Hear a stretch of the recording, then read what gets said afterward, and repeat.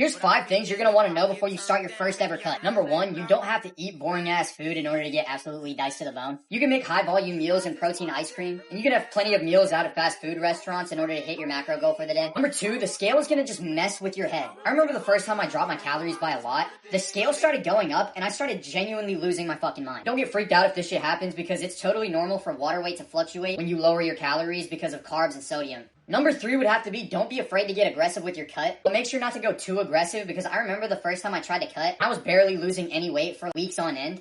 That should not be happening. A bigger calorie deficit can definitely help you lose weight faster, but if you go too far, your training recovery and muscle retention are just gonna fall apart. If that starts to happen, then it probably means you're doing too much. Number 4, getting leaner doesn't mean you're immediately going to start thinking that you look better every single day. Honestly, it gets worse before it ever gets better. And the leaner you get, the easier it is for you to obsess over small, insignificant details. That can lead you down the path of just thinking that you look terrible. It's just not a good mindset to have. And number 5, this is probably the biggest surprise, but if you want to get shredded, you're gonna have to lose way more weight than I'm sure you're thinking. When I started my cut, I was 235 pounds, and in order to get to this body fat percentage, I had to cut down to 171 pounds. Now I am stage lean almost, and I'm about to compete in 2 weeks, but still, that is a drastic change from when I started the cut to the end of the cut. I drastically underestimated how light I was gonna get whenever I got bone shredded, and a lot of people really underestimate how much fat they actually have to lose. If I had to restart my cut, knowing these 5 different things, I would have done it a lot differently, but don't get stressed out. Don't be afraid to make mistakes because it's all really a part of the process. The more you cut, the more experience you're gonna have, the better you're gonna look further down the line.